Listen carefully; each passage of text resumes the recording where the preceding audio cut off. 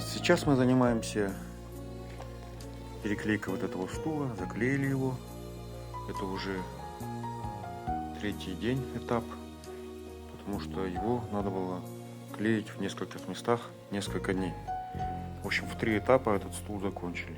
Сегодня должен быть готов. Здесь мы разобрали уже 12 стульев, освободили от ткани. Это очень сложная работа. Надо все скобы вытащить, чтобы вот эти вот все скобы надо вытащить, чтобы когда будешь пробивать новую ткань, чтобы она четко никуда не попала в эти старые скобы. Старые скобы не попадала и четко держалась старая новая ткань. Если вам нужен будет ремонт стульев качественный, обращайтесь, с удовольствием поможем.